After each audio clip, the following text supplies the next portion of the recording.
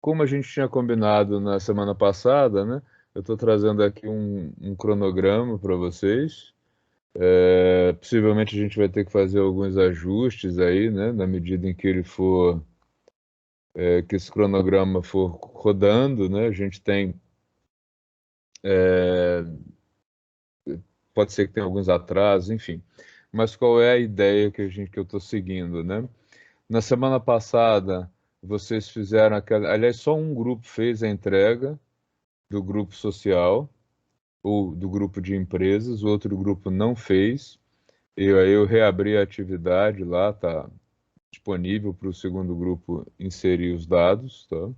Ô, professor, só por uma dúvida aqui. Eu tinha perguntado ao senhor se o meu tinha ido, né? O meu, o nosso grupo acho que foi, né? Foi, não, o de vocês está lá. Só tem um outro grupo que não entregou, Tranquilo. não fez a entrega, mas a gente pode checar ainda, tá? É, Hoje a gente vai, eu vou deixar vocês discutindo um pouco sobre ferramentas de empatia também. Na verdade, eu vou dividir as aulas sempre em duas fases, né? Numa delas, eu vou falar um pouco sobre as ferramentas que vocês vão precisar e sobre elementos importantes da inovação. E na segunda metade da aula, vocês vão ter aí um tempo para discutirem, porque eu não sei como acredito que quase todos vocês trabalhem, é difícil que vocês tenham tempo para fazer essas discussões semanais, fora do horário da aula. Então, a gente vai fazer a divisão assim, tá? Na semana que vem, vocês vão fazer já uma outra entrega. Vocês vão me informar como é que foi, né, a aplicação das ferramentas aí que vocês escolheram nos grupos, né, ou nas empresas, né? Relatório lá do quem escolheu fazer a pesquisa desk, quem escolheu fazer a entrevista, já postar aí o resultado disso na semana que vem, tá? No dia 1º de outubro, aí seguindo, qual vai ser a nossa atividade? Vai ser trabalhar os problemas desse grupo, né, baseado no relatório de observações, elencar os problemas. No dia 8, vocês vão fazer a escolha do problema, a partir dos problemas encontrados no grupo escolhido. E no dia 15, eu não sei se no dia 15 vai ser ou não vai ser feriado, mas eu resolvi tirar ali, porque dia do professor, geralmente ou dia 15 ou dia 28 não tem aula. Na dúvida, eu removi o dia 15, eu preciso olhar o calendário oficial. Na Dia sequência, 15 ou quando? 15 de outubro Ou quando? ou 28 de outubro. Ah, tá. Se dia 15 tiver aula, o 28 não nos afeta, a não ser que tenha alguma emenda, porque é o dia do funcionarismo público. Enfim.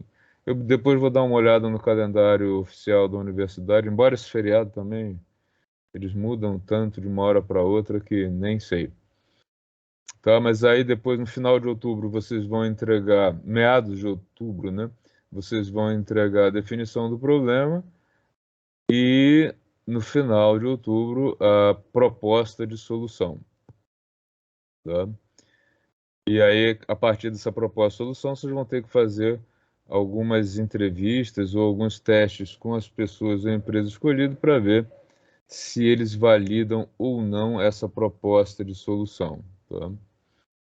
Depois, eu vou apresentar para vocês, possivelmente vou trazer algum convidado que trabalhe especificamente com construção de pitch, e a gente vai fazer aí uma sessão de como.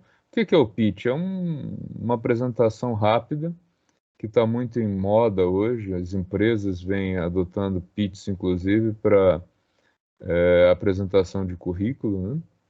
Então, aprender a fazer um pitch, aprender a fazer o vídeo é bem, bem importante.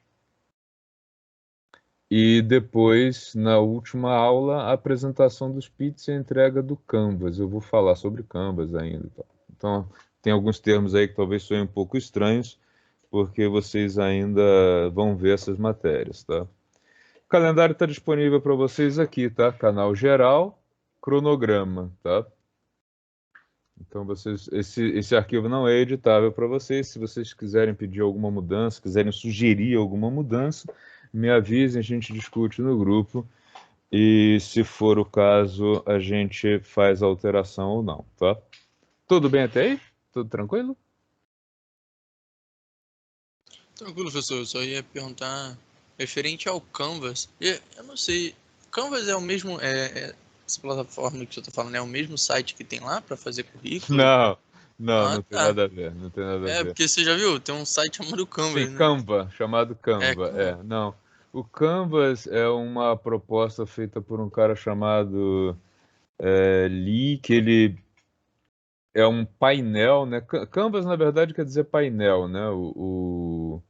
Uma tela em branco, essa que é a ideia, né? Tanto é que tem até uma música Acrylic, é um canvas, que é pintura acrílica sobre o canvas. A tela que o pintor usa é um canvas, tá? O Canvas aí, o método Canvas proposto pelo Osterwald é uma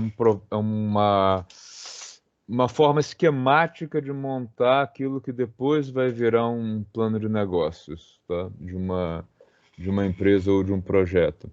Também existem alguns modelos de Canvas que eu vou apresentar para vocês, o Lean Canvas, o Canvas tradicional, original. Tem alguns aplicativos para fazer o Canvas, tem sim.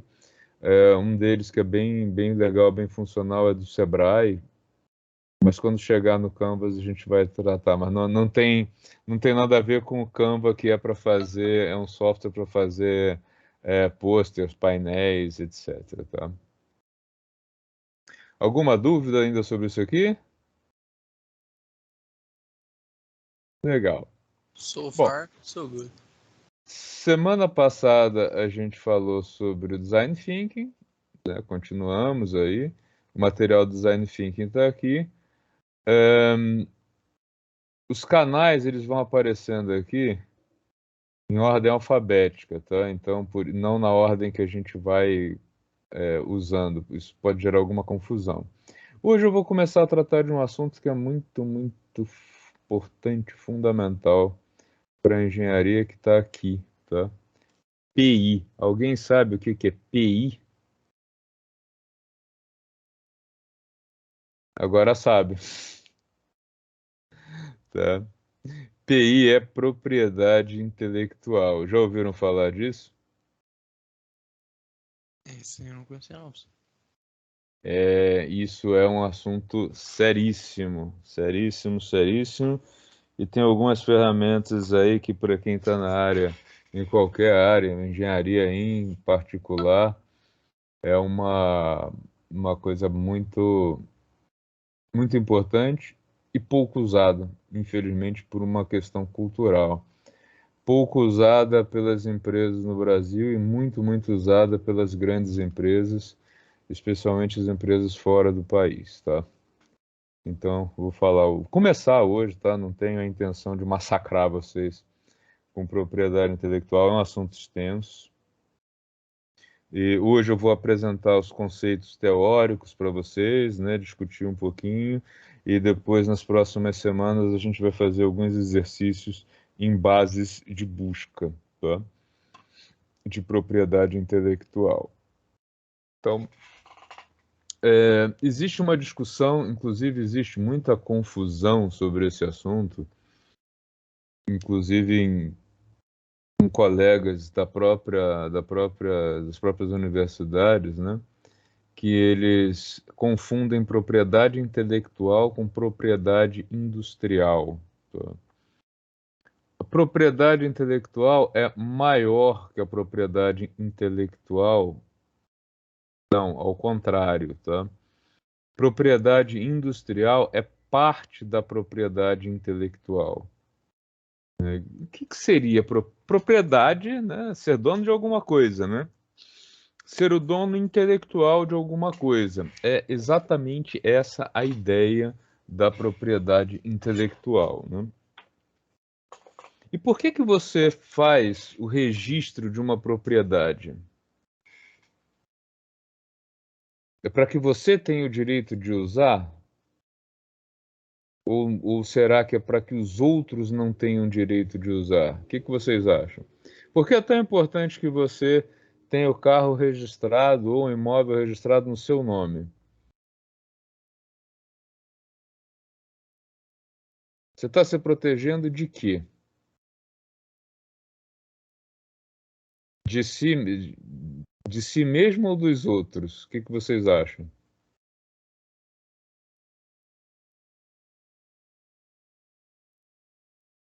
Professor, eu acho que é um pouco de segurança, não chegar e falar que é meu, e comprovar que aquele terreno, aquele carro é meu.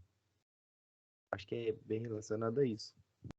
Então, mas por que você tem essa necessidade? É para que outra pessoa não use. Na verdade, você está garantindo, né? Quando eu digo, olha, eu registrei esse imóvel no meu nome, essa é minha casa. Isso vai te dar uma garantia. Isso não vai permitir que você use, na verdade. Isso vai proteger que outra pessoa não venha e diga, ah, esse imóvel é meu, não é isso? Sim, é isso aí. Bom, Né? acredito Se eu. alguém roubar um carro, você vai na polícia e diz, olha, o cara roubou um carro, esse carro é meu, eu tenho como provar. Então, na realidade, o direito de você registra a propriedade não para que você possa usar, porque você tem a chave do carro, mas para garantir que outras pessoas não possam te tomar ou não possam usar o seu carro. O carro está parado, né? Seu carro está, sei lá, eu estou aqui dando aula, eu não vou usar meu carro agora. Né? Alguém pode pegar o meu carro e, eu preciso ir ali na esquina ou vou viajar e devolvo amanhã. Ele não pode fazer isso por quê? Porque eu tenho direitos de propriedade sobre esse carro. Tá? Então, no fundo, quando a gente faz um registro de propriedade, a gente está buscando uma proteção sobre o uso daquilo por outras pessoas. E a ideia de propriedade intelectual não é diferente, né? É que você vai não permitir que outras pessoas usem aquilo que é seu, a menos que vocês estabeleçam o quê? Um contrato. Eu poderia alugar meu carro. Eu poderia alugar minha casa ou parte dela, ou fazer um aluguel temporário, como se faz no Airbnb. Mas eu estou garantindo que outras pessoas não podem usar a menos que eu permita. Então, na propriedade intelectual, a ideia é a mesma. Eu poderia continuar usando sem ter feito o registro, mas eu não poderia impedir que outros usassem porque eu não fiz o registro. Confuso isso para vocês? Ou ficou mais claro agora? Foi legal, professor. Deu para entender legal. Tá? Então, a ideia de ter uma propriedade intelectual é ter essa proteção. E a propriedade industrial, como eu disse, é parte da propriedade intelectual. Quando eu preciso de propriedade industrial e quando eu preciso de outros tipos de propriedade? Eu fiz aqui um desenho para vocês, para ilustrar isso, tá? Rapidamente. Pode perguntar, Matheus. Professor, só uma dúvida. Então, no caso, propriedade intelectual, ele abrange tudo? Sim, eu vou mostrar todos os tipos de propriedade intelectual que são previstos em lei. Mas a propriedade industrial, ela é uma parte da propriedade intelectual.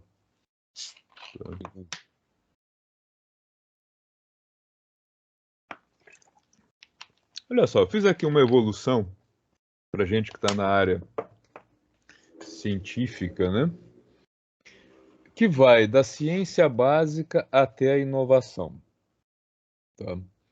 Quando eu estudo ciência básica, de maneira geral, ciência básica significa estudar o comportamento da natureza. Por exemplo, um cientista da física que estuda o comportamento dos átomos, ele estuda o comportamento do núcleo atômico. Um biólogo que estuda o comportamento dos animais na natureza. Um infectologista, que está agora super na moda, né? profissão do momento, ele estuda como as doenças evoluem na pessoa, nos seres humanos, nos animais. Tudo isso é ciência básica. Tá? Quando eu pego estes conhecimentos de ciência básica e vou propor algumas aplicações, eu estou indo para o que se chama de ciência aplicada. Tá? Por exemplo, se eu trabalho na área de ciências dos materiais, eu conheço o comportamento dos materiais e eu posso propor algumas ligas metálicas que vão que vão criar materiais mais fortes, mais duros, mais resistentes ou mais maleáveis do que os materiais originais. Tá? Quando eu estudo o comportamento do osso humano, né, dos nossos ossos, eu estou fazendo ciência básica. Quando eu estudo o comportamento dos metais, eu estou fazendo ciência básica. Mas quando eu começo a investigar que metais aderem aos ossos do corpo humano, eu estou fazendo ciência aplicada. Nesse exemplo, ficou mais fácil entender a diferença entre uma e outra?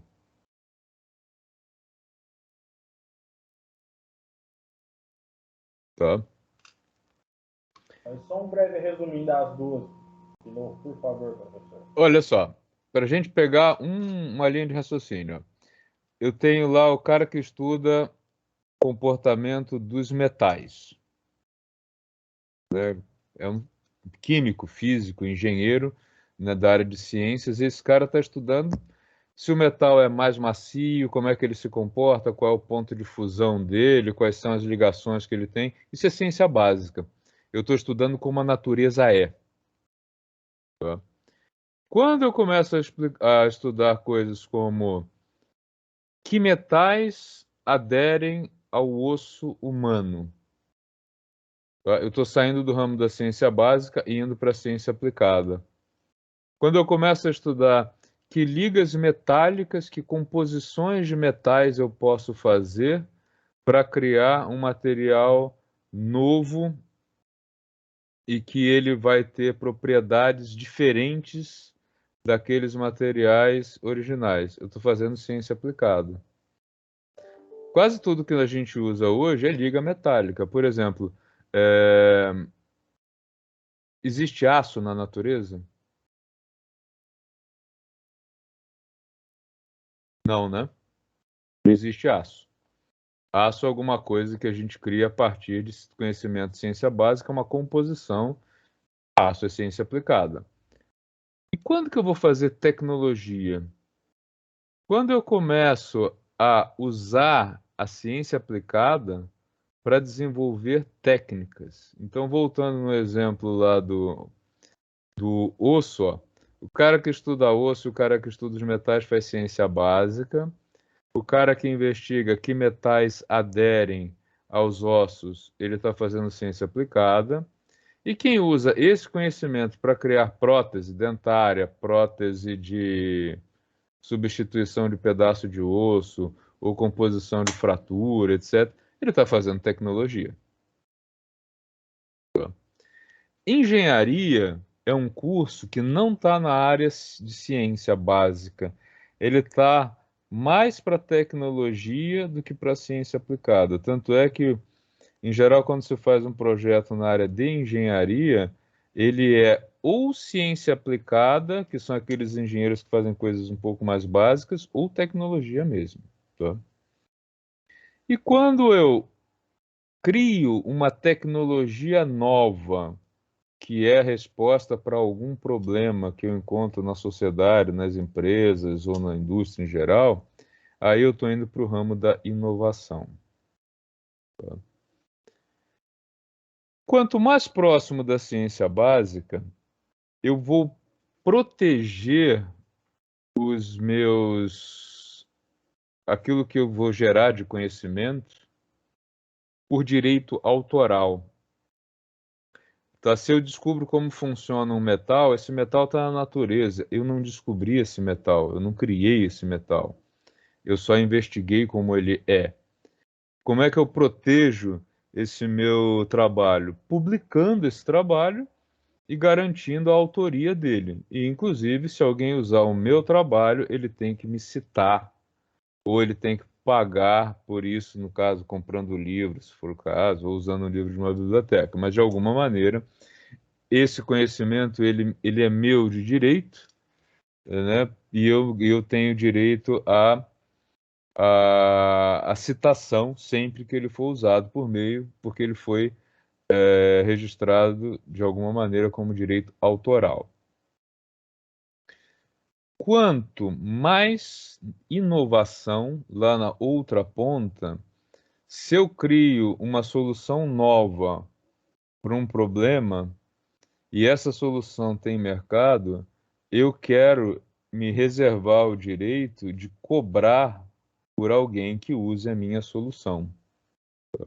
Então, aí, quanto mais na ponta da inovação, mais próximo de proteger esse conhecimento, proteger o meu trabalho por meio daquilo que a gente chama de propriedade industrial. Tá? Dúvidas nisso aí? Claro que vocês vão poder olhar isso, ver de novo, depois a gente pode discutir. Não é um assunto fácil. Às vezes, especialmente as bordas, né? É difícil distinguir em algumas situações se o cara está fazendo ciência aplicada ou tecnologia. E da tecnologia para a inovação, aí o corte já é mais... tem aspectos, inclusive, legais, tá? Mas por que eu faço um registro de propriedade intelectual? Porque eu quero proteger o meu trabalho de maneira que, se alguém for usar esse trabalho, se alguém for usar esse meu resultado, ele vai ter que me pagar, tá? Ou vai cometer um crime. Tudo bem? Beleza. Tá. Como é que eu posso fazer essa proteção? E quando que eu estou lá na inovação? Eu tenho, como eu disse para vocês, a gente tem alguns tipos de inovação. A mais comum, né, a mais fácil de pensar na área de engenharia é em produto. Né? Eu vou propor um produto novo ou eu vou propor um aprimoramento de um produto que já existe.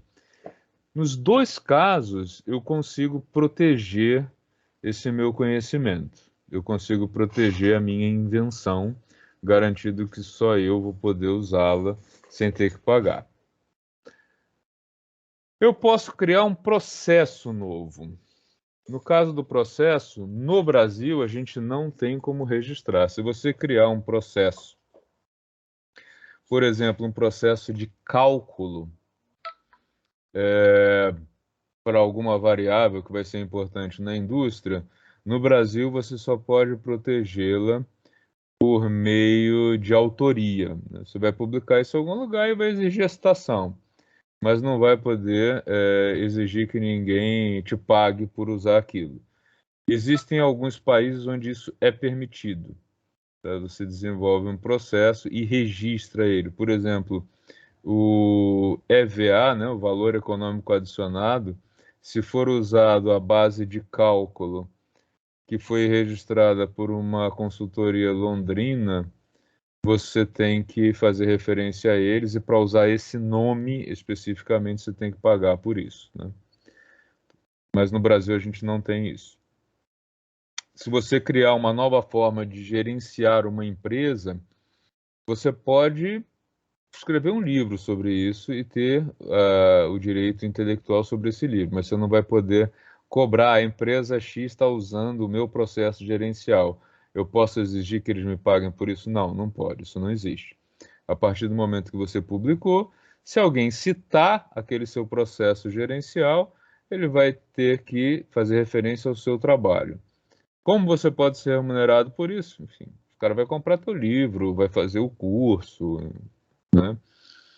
Por exemplo, na engenharia tem uma série de métodos para gestão de projetos que são elencados numa coisa chamada PMI, vulgarmente chamado PMI, é Project Management Institute, né? Instituto de Gerenciamento de Projetos. Eles têm lá uma série de técnicas e de processos de gestão.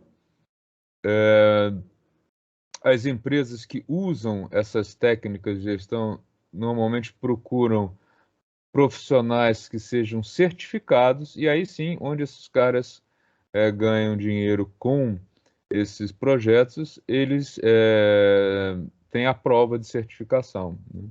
Então você vai, eu quero trabalhar na gestão de um projeto na empresa, vou me candidatar. Uma das coisas que eles provavelmente vão te perguntar é, tá, como é que está a sua certificação do PMI? Você tem? Né? Ou, eu vou ser gestor de projeto Scrum. Você é Master Scrum, você tem essa certificação?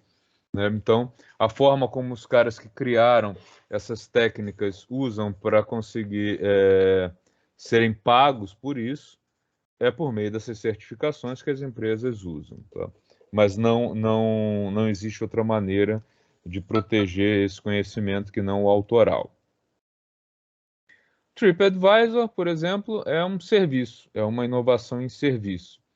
Como é que eles podem garantir a novidade desse serviço? Não podem. Eles podem garantir a marca, e a gente vai conversar um pouco sobre marca hoje, tá?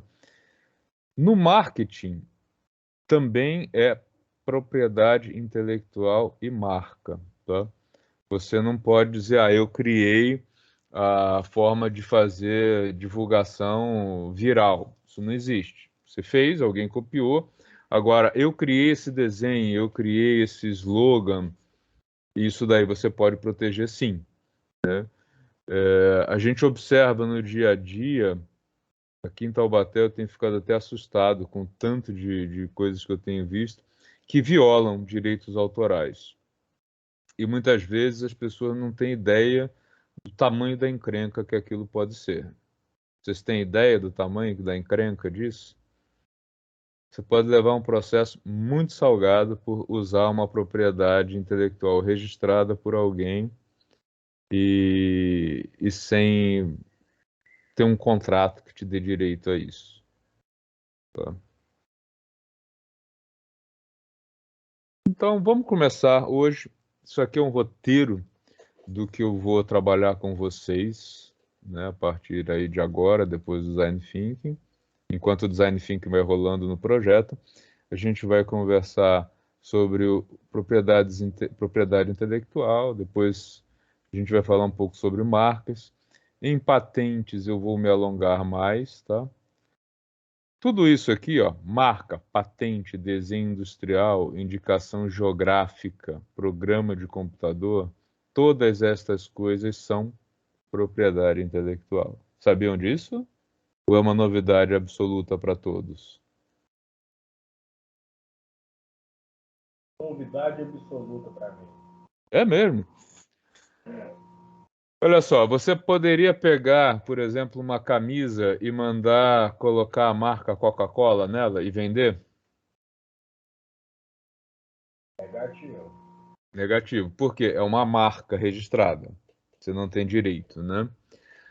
A patente é um pouco diferente. Desenho industrial também.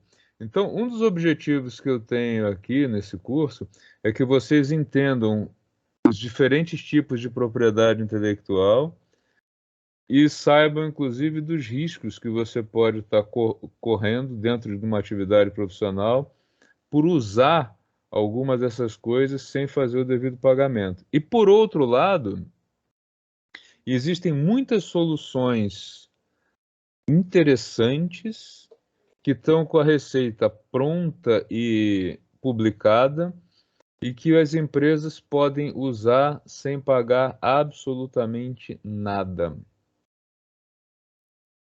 Tá? E essa é uma das coisas que a gente vai bater bastante na área de patentes. Tá? Então, vamos começar. Definição internacional de propriedade intelectual, né? Aqui eu vou falar do que é. Pode perguntar, Iago.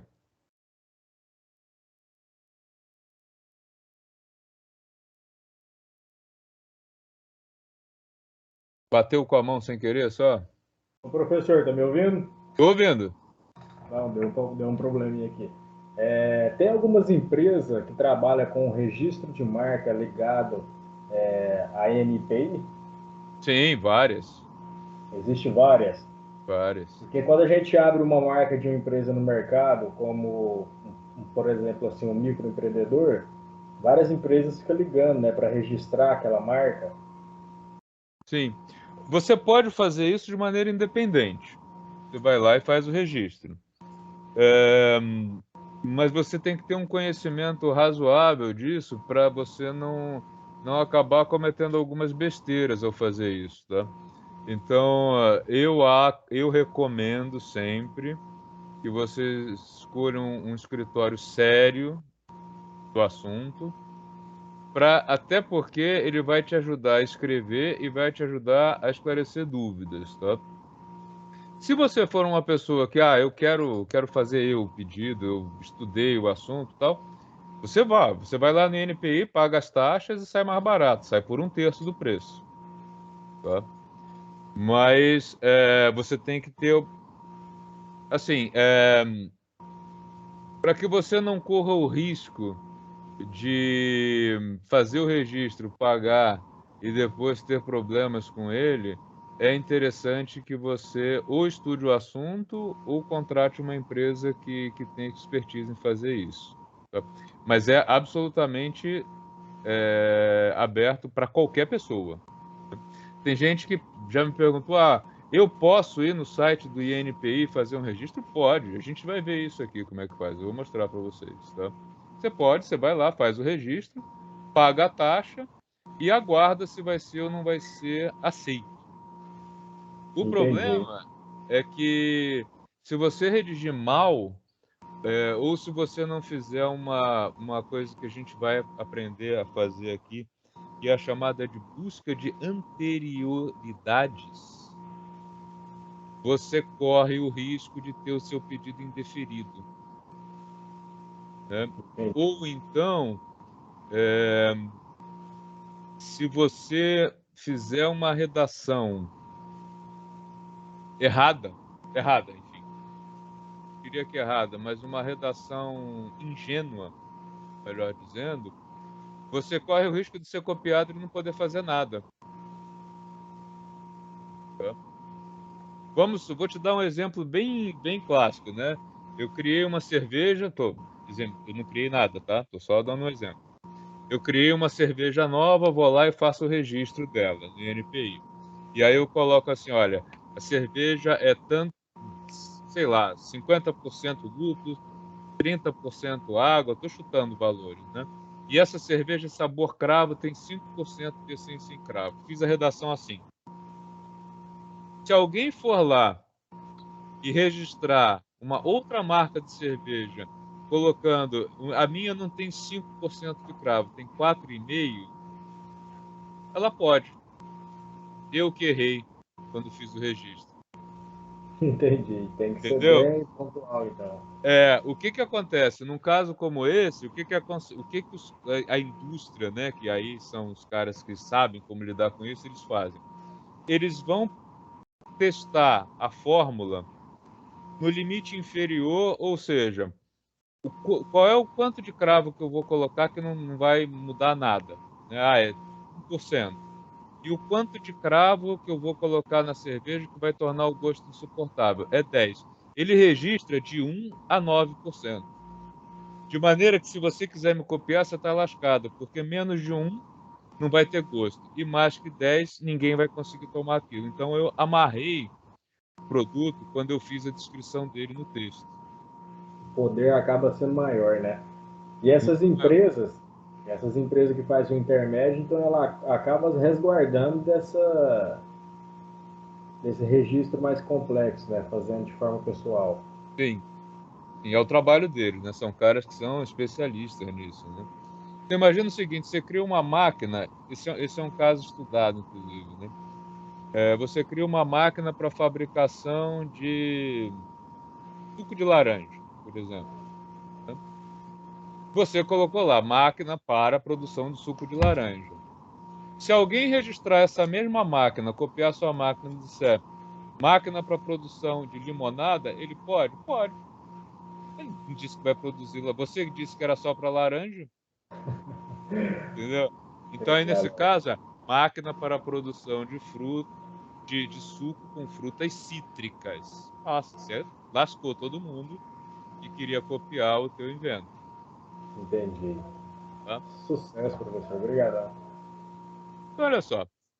Propriedade intelectual é uma criação do espírito humano. Esse é o termo que aparece na lei e aparece também nas leis de outros países. O que isso quer dizer?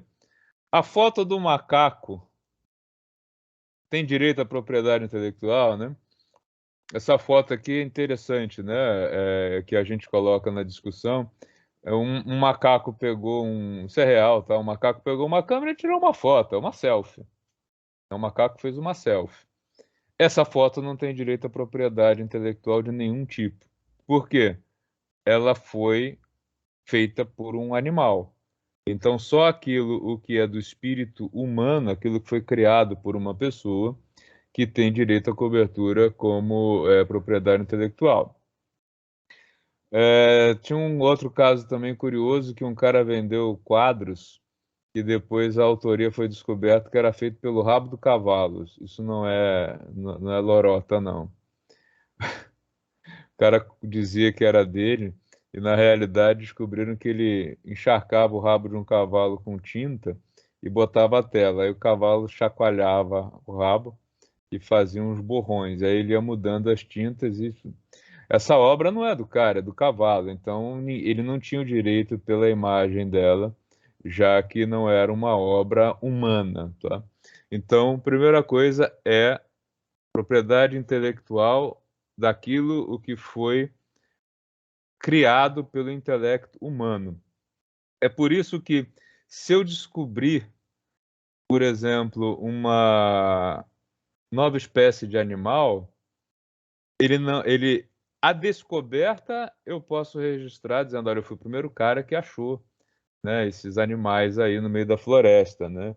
Eu dei o nome a ele e tal. Eu vou ter direito a publicar isso e a ter sempre a descoberta da existência desses animais atrelados ao meu nome. Mas eu não posso dizer que esse animal é propriedade minha, ele é propriedade da natureza, tá? Então, ninguém pode registrar, por exemplo, a água é minha, isso não existe, a água é da natureza. Só aquilo que o homem cria, de alguma maneira, que pode ser registrado por ele. Então, primeiro ponto aí da propriedade, do que é propriedade intelectual, tá? Aí, eu coloquei aqui, né, não para espantar vocês, mas para vocês verem o quanto que esse assunto é complexo, tá? O que é propriedade intelectual? Existem aqui, em verde, o que é considerado direito autoral, o que é considerado propriedade industrial, está nesse azul acinzentado, e o que é chamado de proteção sui generis, está aqui nesse tom bege. Vamos falar um pouquinho sobre cada um deles. Eu não vou descer a fundo em cada um desses setores, até porque não seria o caso, descer muito a fundo em cada um deles se a gente estivesse fazendo curso de propriedade intelectual. Quem quiser fazer curso de propriedade intelectual, se especializar nisso, é uma área super interessante. Eu já fiz alguns, tá? O INPI, o Instituto Nacional de Propriedade Industrial brasileiro, ele oferece cursos, alguns gratuitos, outros pagos, tá? São cursos com certificação internacional pela WIPO, né, que é a World Intellectual Property Organization, que seria a Organização Internacional de Propriedade Intelectual. São cursos certificados pela WIPO. E se alguém tiver interesse, depois eu posso mostrar como achar esses cursos lá no INPI, tá? Eu não ganho nada com isso não, tá, gente? Eu já fiz esses cursos porque eu acho muito interessante. Tá? Então vamos falar um pouquinho sobre cada uma dessas coisas. Direito autoral. É direito do autor, direito conexo, e ó, muita gente confunde isso aqui, viu? Programa de computador. Programa de computador é direito autoral, tá? O que é direito do autor? Eu escrevi um livro, publiquei, botei meu nome. Esse livro é meu, né? O livro, não o livro, o objeto em si, mas aquele texto é meu. Você pode, achou legal, tem uma editora, eu vou fazer uma edição desse livro, vou vender? Não pode. Essa autoria é minha. Eu tenho que te autorizar isso. E eu vou cobrar por isso. Ou não. Eu posso até ceder os direitos, mas tem que ter um contrato sobre isso, senão você leva um grande processo, tá? Então, quando uma editora lança um livro, ela tem um contrato com o autor, né, estabelecendo quantos exemplares podem ser feitos, né, quanto que o autor vai ganhar por exemplar vendido, se ele vai ganhar mais um valor cheio pelo nome dele na editora, ou se ele vai ganhar mais, enfim, tudo isso dentro de uma base legal. Tá?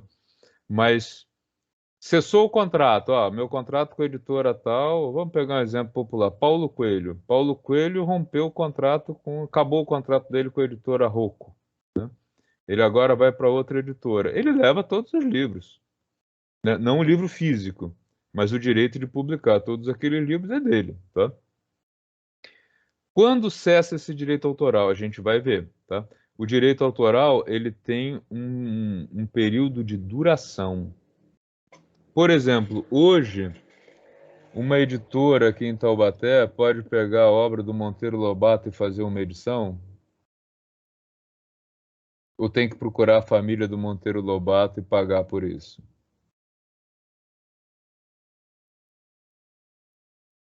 Tem que procurar a família dele para pagar por isso? Já caiu em domínio público, tá? Porque ele morreu. Tem um período longo pós-mortem, isso que a gente vai ver na legislação, em que o direito fica na família, você pode ser herdeiro, mas após algum tempo caduca. E aí é o que se chama de domínio público. Tá? Talvez um termo que você já tenha ouvido. Caiu em domínio público, significa que a família não pode mais cobrar por aquele direito, tá? Entendi. Por isso que alguns livros clássicos, por exemplo, Machado de Assis, né, que é um autor clássico brasileiro, você tem edições muito caras e algumas muito baratas que você compra aí em livrarias popular por R$ 1, R$ 2. Por quê? Ninguém mais está pagando a família do Machado de Assis, porque já caiu em domínio público, né? Inclusive, você pode pegar esse livro e colocar ele tem versões acesso free na internet, por quê? É domínio público, tá? Quando você compra esse livro, você está pagando pelo papel, pela edição. É uma edição mais cara, tem capa de couro, tem aqueles adornos em dourado, é uma edição bonita para ficar numa estante, tá? Um belo enfeite, mas o texto não está mais sendo pago. Pode perguntar, Felipe. Quando vai cair no domínio público, tem alguma forma que eu faço para continuar sendo da minha família? Assim, sei lá. No caso de direito autoral, não. A legislação é bem seca, tá? O direito autoral caduca depois da morte da pessoa, tá? O que seria o direito conexo? Direito conexo é o seguinte, mais fácil de entender com música, tá? Fulano de tal, deixa eu pegar um exemplo, talvez vocês não conheçam, né? Vamos pegar um exemplo, o Roberto Carlos, esse todo mundo conhece. Roberto Carlos, ele é autor de diversas músicas. Iago, pode perguntar se quiser. Professor, tem como registrar alguma patente, no caso, em cima de um domínio que vai ser público? No caso, um filho tem lá o período de domínio público, né? Só que ele vai e registra algo em cima daquilo que está sobre o domínio dele ainda. Sim, Essa possibilidade? sim. Existe, as empresas usam muito, que chamam modelo de utilidade. Você dá alguma utilidade nova àquilo que já está próximo de caducar. Entendi. Beleza. Existe, sim. E aí o que a gente vai ver é que dependendo da área ou do setor, e do tempo de vida do produto, vale mais a pena um ou outro tipo de registro, tá? Por exemplo, tênis de corrida, vai? Ele tem um tempo de vida muito curto, né? Um modelo novo de tênis sai a cada 2 anos. E como a patente é relativamente cara para fazer o pedido e longa, eles fazem desenho industrial. Você não pode copiar aquele modelo de tênis. A cor, o desenho dele. Em eletrodoméstico isso é muito comum, né? Criei uma nova tecnologia, sei lá, air fryer, por exemplo, né? E a tecnologia em si ela já caiu em domínio público, tanto é que tem várias empresas. Mas o desenho da Philips, por exemplo, né, que foi a primeira, ele é registrado como desenho industrial. Então, ninguém pode fazer exatamente igual. Você pode até fazer uma air fryer de outra marca, mas não com aquele desenho, né? Aquela forma dela. Isso pode ser registrado, a forma. É um desenho industrial. Tá? Mas a gente já vai ver isso aqui. Esse daqui é, obviamente, o mais importante para a nossa área, né? E, por acaso, também é o mais complexo, né? Porque tem muitas variações que você pode, inclusive, jogar para a marca, a gente vai ver isso, tá? Então, o direito conexo, voltando, Roberto Carlos é autor de uma música, mas tem outros cantores que já interpretaram música do Roberto Carlos. Eu peguei Roberto Carlos porque é um exemplo, tá? Mas não é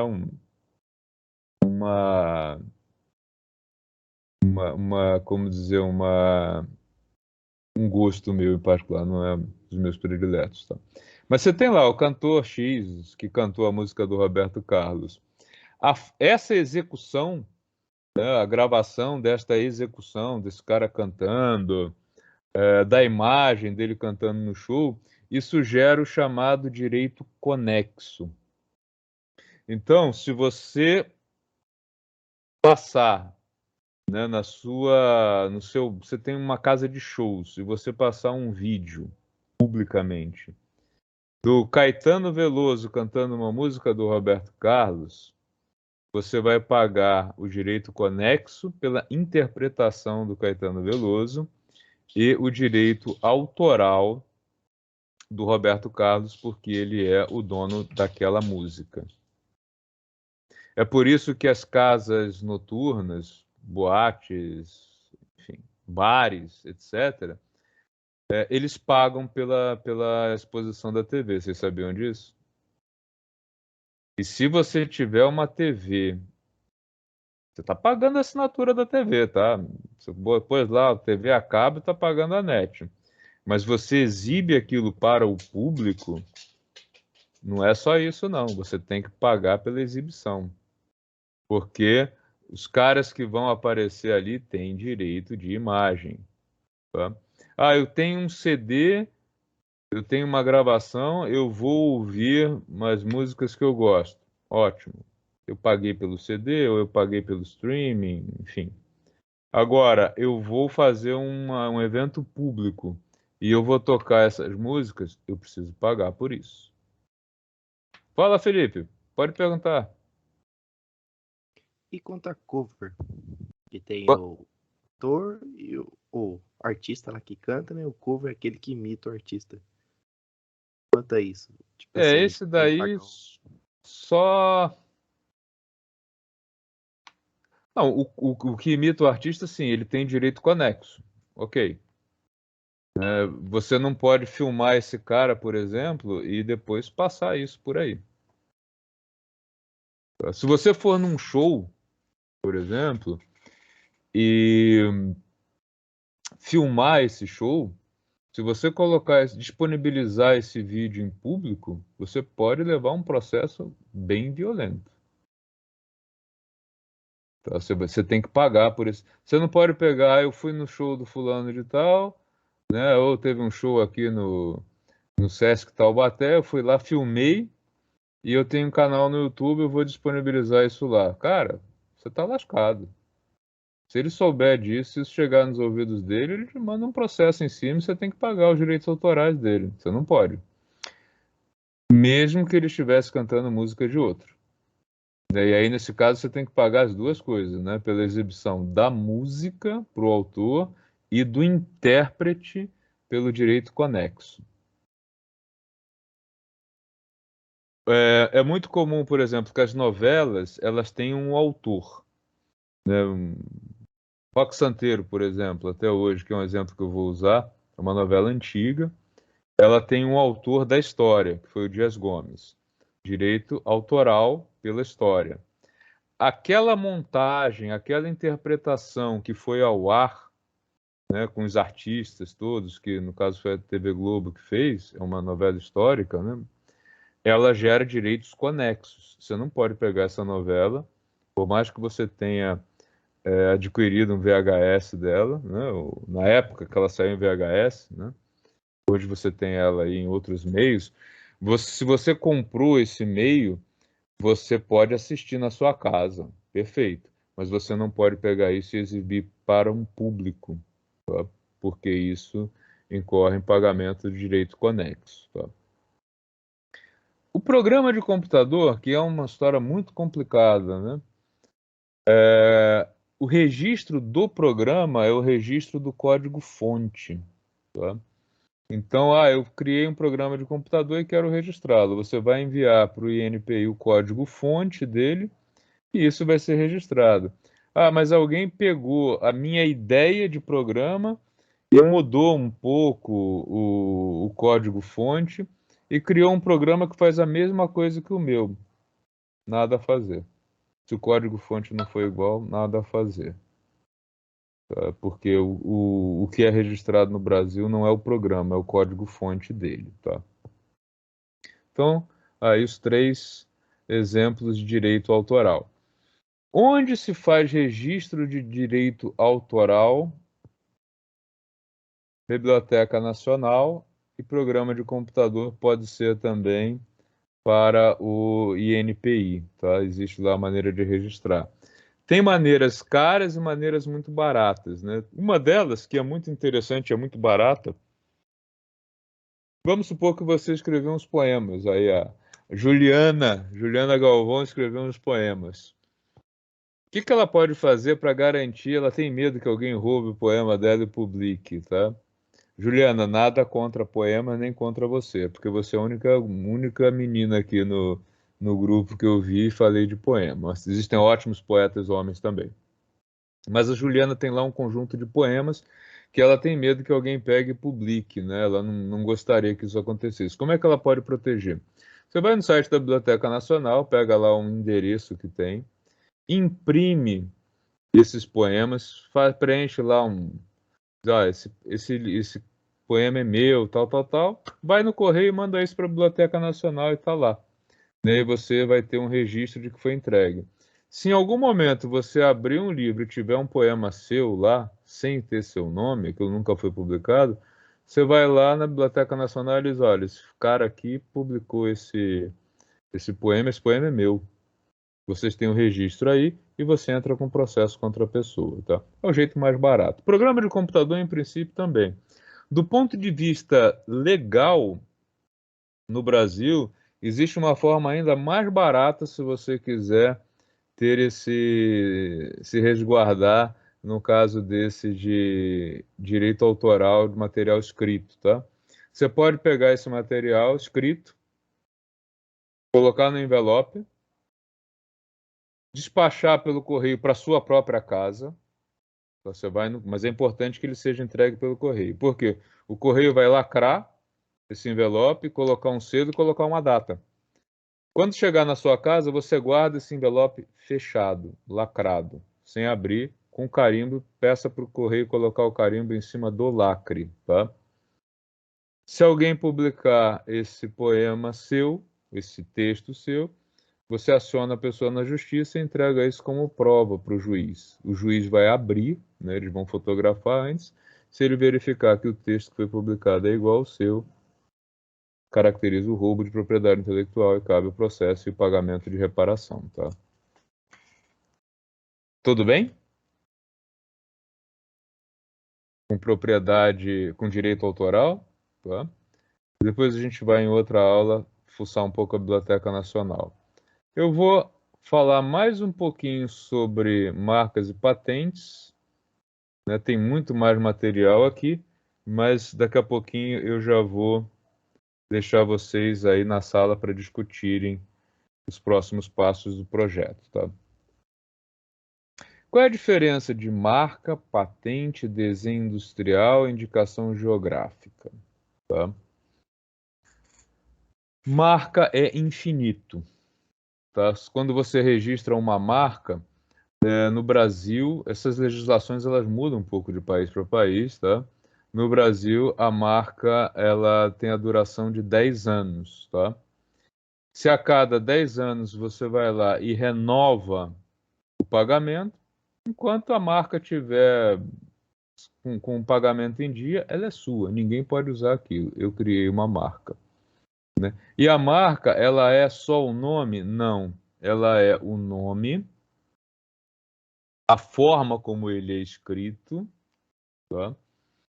E também, e é aí que muita gente erra na hora de fazer o pedido, viu, Iago? Quando não busca um escritório, né? O setor, tá? Também. E aí, se você não der uma amplitude legal no setor, você corre o risco de que alguém crie uma marca semelhante ou até idêntica quase, e você não possa fazer nada, tá? Então essa possibilidade existe. Por exemplo, a Apple, né? Apple já é um problema, assim, eu posso registrar a palavra Apple? Não, não posso. Apple é uma palavra, ninguém é dono de uma palavra, tá? Ah, Apple escrito com a maçãzinha, comida e tal, tal, tal, pode? Pode. Qual é o setor? Computadores, serviços de informática, etc. Existem locais que usam essa palavra Apple com um outro logotipo, mas é um outro setor. Por exemplo, tem rede de hotéis com esse nome. Pode? Pode. O cara pode ser dono da marca? Pode. Pode sim. Tá? Não poderia se estivesse no mesmo setor. Então, se na hora que você escrever o seu pedido de registro de marca, você não der a amplitude desejada, a amplitude correta, você pode ter problemas com a sua concorrência, sim. Tá? Que tipo de marcas pode ser registrado no Brasil? Marca gráfica, o layout, a forma como alguma coisa é escrito. Por exemplo, Coca-Cola, mais do que simplesmente a grafia, né, a palavra Coca-Cola, a forma como ela é escrita. Então, se você imitar aquele logotipo da Coca-Cola para colocar uma outra palavra ali no meio, eles vão te processar. E a Coca-Cola é super mantém escritórios de advogados aí em todo mundo para garantir que ela não é copiada, tá? Porque o layout todo é dela. Patente. Patente é um invento ou um novo uso e um aprimoramento do invento. Uma máquina, uma nova funcionalidade para uma bicicleta, tudo isso é. E aí envolve o objeto e a funcionalidade dele. Se eu quiser garantir que ninguém vai copiar só a forma de alguma coisa, né, eu criei um desenho novo para um sofá, por exemplo, né, eu sou um designer, criei um sofá bem diferente, eu não quero que ninguém copie. Eu não criei o sofá, não é patente. Eu criei um desenho novo para esse sofá, é uma forma. Como é que eu protejo isso para que ninguém saia reproduzindo esse sofá que eu criei e vendendo? Desenho industrial, que é o que se faz, por exemplo, com os tênis, tá? E a indicação geográfica, ela é uma coisa que o Brasil demorou muito para as pessoas começarem a tratar essa questão a sério, e nós perdemos algumas possibilidades importantes. Por exemplo, hoje ninguém mais pode registrar como indicação geográfica queijo de Minas, porque no Brasil o queijo de Minas virou sinônimo de queijo branco, queijo fresco. Então ele caiu em domínio público e nenhum juiz mais vai dar esse direito. Mas existem algumas indicações geográficas que elas já estão em voga. Por exemplo, Vale do Vinhedo. Todo mundo já viu algum produto com essa indicação? Tá?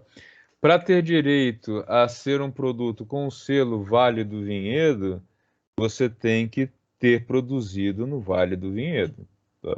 Do mesmo jeito, existe o selo lá da cachaça mineira. Ah, eu posso produzir uma cachaça aqui em Taubaté com alta qualidade, excelente, top, e chamar de cachaça mineira? Não. Tem indicação geográfica. Para ter esse direito, você vai ter que ir lá no dono dessa indicação geográfica e ver quais são as condições para poder colocar esse selo no seu produto. Tá? Então é um pouquinho diferente, tá? É muito comum isso nos vinhos, tá? Também, né? Existem algumas marcas. Quem gosta de vinho aí? Só eu que gosto de vinho? Eu gosto, professor. Gosta? Olha só. Por exemplo, tem um vinho muito famoso italiano chamado Barolo, tá? Barolo tem uma indicação geográfica. Ele é um vinho caro. O que precisa ter na casa que produz esse vinho para ela poder colocar Barolo? Ela tem que ser de uvas provenientes da região do norte da Itália, do Piemonte, de uma determinada sub-região. Eles estabelecem quantos litros de vinho tem que ser engarrafados, etc, etc, etc. Uma série de coisas. Agora, e se eu não quiser pagar por nada disso e eu estou aqui no Brasil e quero produzir um vinho igualzinho, eu posso chamar de Barolo? Não, não posso. Eu vou colocar o nome da uva, Nebbiolo, que é a uva principal do Barolo. Isso eu posso, porque ninguém é dono da uva. Você pode até dizer, nossa, é igualzinho a um Barolo. É, ele foi feito seguindo todas as regras, mas ele não tem o direito de ter esse nome Barolo, porque é uma indicação geográfica. Outra, muito famosa, champanhe. No Brasil, muita gente chama ainda, né, espumante de champanhe, né? Isso está errado, e se alguma loja colocar o nome champanhe para vender um espumante nacional, o processo é líquido e certo, né? Por quê? Champanhe é um vinho frisante produzido nessa sub-região da França. Só os produtores daquela região da associação têm o direito de usar a marca champanhe. O restante do mundo pode produzir vinho espumante, mas não champanhe. Inclusive, essa história é tão rigorosa que a Moët Chandon, que é uma grande produtora de champanhe na França, ela tem uma produção aqui no Chile. Mas o Moët Chandon produzido no Chile não pode ser chamado de champanhe, porque as uvas estão aqui na América do Sul e não lá. E no acordo que eles têm para uso do termo champanhe, diz que tem que ser uvas daquela região. Então, essa é a produção de indicação geográfica, tá? Hoje no Brasil também algumas que já estão sendo mais usuais. Vale do São Francisco, né? Tem alguns produtos que vêm com esse selo. Significa que aquele produtor está dentro da região do Vale do São Francisco e respeita as regras estabelecidas para poder colocar essa marca. Você não pode pegar, eu vou produzir alguma coisa, só porque passou pelo Vale do São Francisco eu vou colocar lá essa marca. Não pode, tá? Rapidinho, só para a gente finalizar essa aqui geral. Pessoal, eu sei que está muito geral, mas nas próximas semanas a gente vai descer em cada um desses tópicos com maior ênfase à propriedade industrial, claro, né? O que é chamado de proteção sui generis? Tá? Circuito integrado, quando você cria uma nova placa de circuito integrado, o que você protege é o desenho e a funcionalidade dela por meio da topografia, o que é registrado, tá? E os cultivares? O que é um cultivar? Bonito esse nome, né? Se eu pego uma planta, tá? Eu não posso ser dono do milho, nem do feijão. Tá? Isso está na natureza, né? Ou do café. Mas eu posso fazer aprimoramentos genéticos ou por meio de algum processo que mexa realmente lá na genética da planta, ou, aí é mais pesado, por meio de enxerto, né? Eu faço uma mistura da planta tipo A com a B e dá um aumento na acidez dela, ou se eu enxertar a planta A com a alface de um tipo com outra, eu vou ter uma alface que é mais resistente, aguenta mais tempo na geladeira. Isso é um cultivar, isso é possível de ser registrado, tá? São os cultivares.